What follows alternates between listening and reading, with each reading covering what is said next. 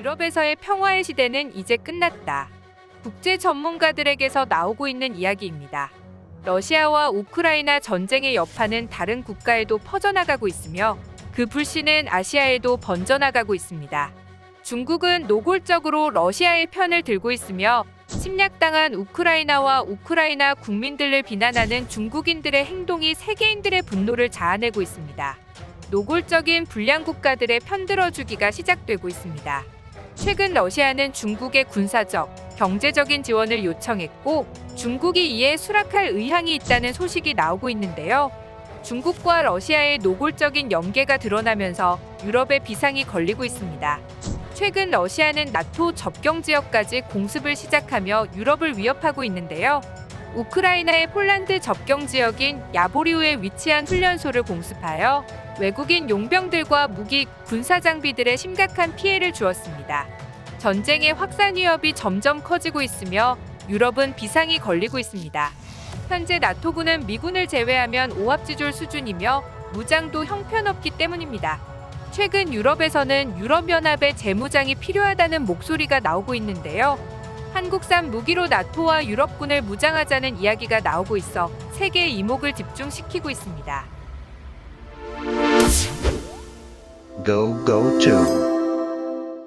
러시아가 우크라이나에서 고전을 하는 이유가 중국 때문이라는 분석이 나오고 있습니다.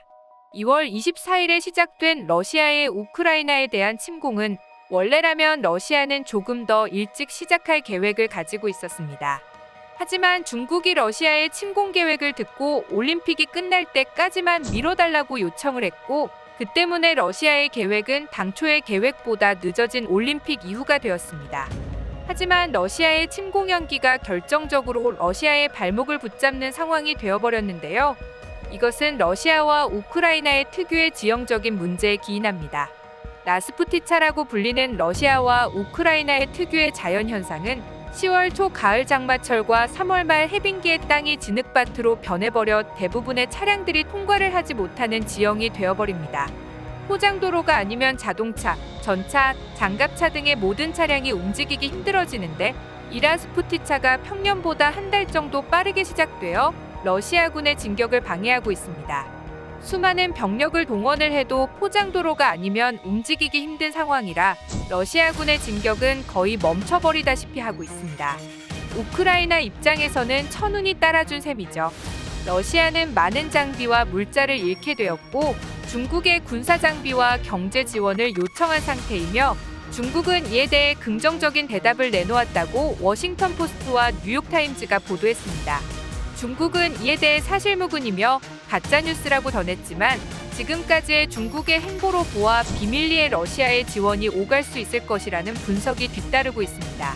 우크라이나 침공을 계기로 전 세계적인 확전의 가능성이 높아지고 있습니다. 아시아에서는 중국의 대만 침공 가능성이 높아지고 있으며 유럽에서는 핀란드가 다음의 표적이 될 수 있다는 이야기가 나오고 있어 더 이상 유럽은 평화롭다고 말할 수 없게 되었습니다. 우크라이나가 약한 나라라고 언론에서는 많이들 이야기하지만 세계 군사력 순위에서 우크라이나는 25위 정도로 그렇게 약한 편이 아닙니다. 오히려 평균적인 유럽 국가들보다 강력한 군사력을 가지고 있는데요. 구소련 시절 소련의 최전방 지역이었던 우크라이나는 당시 소련의 최신 장비 보급의 1순위 지역이었습니다. 우크라이나가 독립할 당시 우크라이나에 배치되었던 구소련의 최신 군사 장비들은 우크라이나의 소유가 되었죠. 장비가 오래되긴 했지만 여전히 강력한 화력과 전투력을 보유하고 있습니다. 현재 유럽의 대부분의 국가들은 사실 우크라이나만큼의 군사력도 갖추지 못하고 있습니다. 소련이 무너진 후 오랜 군축으로 독일이나 프랑스군조차 육군에 한해서는 우크라이나 군에 비해 오히려 부족하다고 이야기가 나올 정도입니다. 러시아가 많이 약해졌다고는 하지만 다른 유럽의 국가들은 전쟁이 터졌을 때 우크라이나만큼 잘 싸우거나 버틸 수 없을 것이라는 분석들이 쏟아지고 있습니다. 이런 배경을 가지고 있기에 현재 유럽은 비상이 걸렸습니다. 당장 군사력을 증강시켜야 한다는 목소리가 각국에서 나오고 있으며 이미 독일은 재무장을 선포했습니다. 다른 유럽 국가들도 군사력 증강에 비상이 걸린 상태인데요. 최근 유럽 각지에서 한국 무기에 대한 관심이 급증하고 있습니다. 최근 들어 한국 무기들이 실전에서 큰 활약을 하고 있는 것을 굉장히 인상 깊게 보고 있는 것인데요. 한국의 명품 무기 중 가장 유명한 K9 자주포는 이미 터키, 호주, 인도 등에서 구매한 이력이 있으며 유럽에서는 노르웨이, 핀란드, 에스토니아, 폴란드 등이 운영을 하고 있습니다. 현재 전 세계 자주포 중에서 가장 많이 팔리고 있는 K9 자주포는 한국의 최첨단 IT 기술이 접목된 세계 최고 성능을 가진 자주포입니다.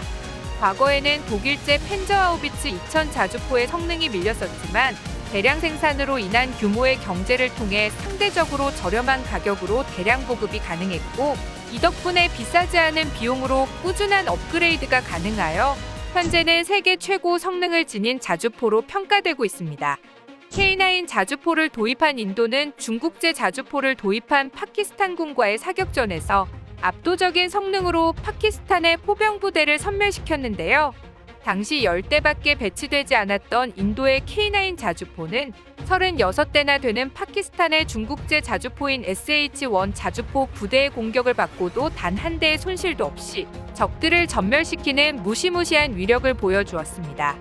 이 전투가 알려지자 중국은 멘붕에 빠져버렸고 인도는 K9의 성능에 반해 K9을 200대나 더 구매하겠다고 밝히기도 했습니다. 심지어 전통적인 포병 강국인 영국군마저 차기 자주포로 K9 자주포 도입을 검토하고 있어 K9이 나토의 표준 장비화 되어가고 있는 상황입니다. 한국의 명품 무기는 K9뿐만이 아닙니다. 한국이 자랑하는 K2 흑표 전차는 최신 3.5세대 전차로 글로벌 이코노믹에 따르면 세계 전차 순위에서 2위를 차지하고 있습니다. 1위는 독일의 레오파드 2A7 전차가 차지하고 있는데요. 두 전차의 성능은 비등비등하다고 알려졌습니다.